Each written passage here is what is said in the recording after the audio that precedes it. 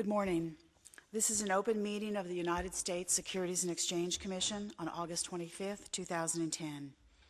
Today we consider adopting rules that would allow shareholders access to a company's proxy materials to include their nominees to the corporate board of directors. As we discussed when the Commission proposed these rules last year, the concept that shareholders can directly participate in the director nomination process without having to mount a proxy contest has been debated for over 30 years. In fact, this is the fourth time in recent memory that the Commission has considered the question of amending our proxy rules to address so-called proxy access. Some of the debate during the past has concerned whether the Commission has the authority to adopt these rules. That question was resolved last month when Congress adopted and the President signed the Dodd-Frank Wall Street Reform and Consumer Protection Act. That law confirms the SEC's authority to act in this regard. Now it is time to resolve the issue of under what circumstances the Commission should adopt proxy access. This question can be answered by considering the following principles that have become clear to me after considering the many insightful and constructive comments submitted in response to our proposal.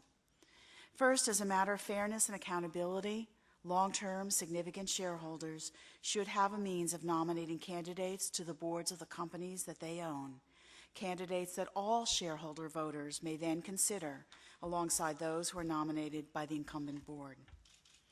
Nominating a director candidate is not the same as electing a candidate to the board. I have great faith in the collective wisdom of shareholders to determine which competing candidates will best fulfill the responsibilities of serving as a director.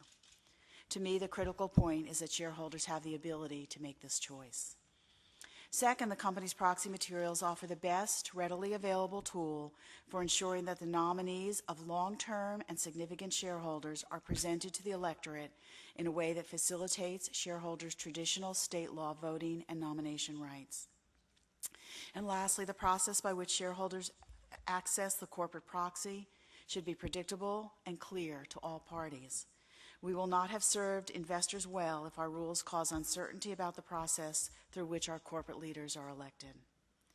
The remaining issues for me were to define what it means to be a long-term significant shareholder and to prescribe a process for access that works logistically. The rules that are before us today address each of these issues. More specifically, under the new rules, proxy access will be available to a shareholder or group of shareholders who own and have owned continually for at least the prior 3 years at least 3% of the company's voting stock. In order to reduce uncertainty, the final rule includes detailed provisions on how to calculate this amount. Further, in order to limit this rule to shareholders that have a genuine commitment to the company, shareholders cannot borrow stock to achieve these thresholds. Although stock that they own but have lent to others may be counted, so long as the nominating shareholder has the right to recall the stock and will do so if the company includes the shareholder's nominee in its proxy under the rules. As we propose, the total number of nominees available to qualifying shareholders under this new process will be 1 or 25% of the board, whichever number is greater. Shareholders will not be able to use the new rules if they hold their stock with the intent of changing control of the company or of gaining more seats on the board than is permitted under this new process. Nominating shareholders will be subject to certain procedural and other requirements, including disclosure. A company's shareholders may opt to adopt through either a management recommendation or Rule 14a8 shareholder proposal access rules that provide for greater access, but they cannot limit the availability of our new proxy access rule. And lastly, application of the new access rules to the smallest public companies, those that are defined as smaller reporting companies under our rules, will be deferred for 3 years. During that period, the Commission will monitor how these rules have been implemented for larger companies and will continue to assess the distribution of stock among holders of smaller company shares. We will be prepared to make changes if necessary before the access rules become fully applicable to these smaller reporting companies. These rules are the result of long and careful consideration of the often widely divergent views expressed by commenters, as well as constructive debate within the Commission and among its staff. These rules are stronger and will be more effective because of our concerted effort to balance competing interests. As the public reviews the changes that we have made from our proposal, it will see dozens of instances of give and take.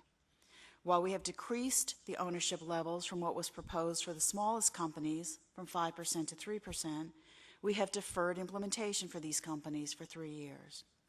We have also increased the ownership thresholds for the largest companies from 1% to 3% and have increased the period of required ownership for companies of all sizes from 1 to 3 years. We have also clarified the disclosure obligations of nominating shareholders and made many other modifications to address issues raised by commenters. These rules reflect compromise and weighing of competing interests. As with all compromises, they do not reflect all the views of any one person or group. They are, I believe, rational, balanced, and necessary to enhance investor confidence and the integrity of our system of corporate governance. Because the process created by these rules will represent a marked change to the status quo, I'm committed to closely monitoring how these new rules are implemented. We will monitor not only in the context of future application to smaller companies, as I mentioned, but also so that we can make prompt changes for all companies if practice demonstrates the need to do so. Finally, and perhaps because this proposal has been such a long time coming, I have a very long list of staff to thank. From our colleagues in the Office of the General Counsel, thanks to David Becker, Meredith Mitchell, Rich Levine, David Fredrickson, Bryant Morris, Dorothy McQuaig, Michael Conley, Randy Quinn, and Tracy Harden.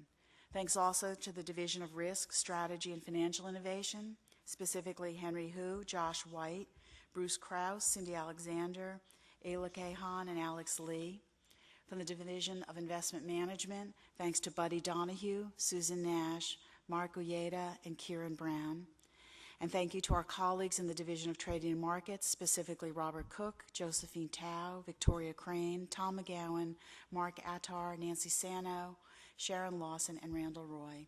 I also want to thank each of the commissioners and their counsels for their tireless review and important comments throughout the process. And lastly, a huge thank you goes to the Division of Corporation Finance, especially Meredith Cross, Brian Brahaney, Lily Brown, Tamara Brightwell, Larry Hammermesh, Ted Yu, Blair Petrillo, Eddie Ellman, Tom Kim, Jonathan Ingram, Heather Maples, Ann Krosskoff, Michelle Anderson, Nicholas Panos, Will Hines, Carmen Moncada Terry, Mike Reedich, Damon Colbert, and Alexandra Ledbetter. I know how many weekends and long nights that you worked on this proposal, and all I can say, again, is thank you very much. Now I'll turn the meeting over to Meredith Cross, Director of the Division of Corporation Finance, to hear more about the staff recommendation.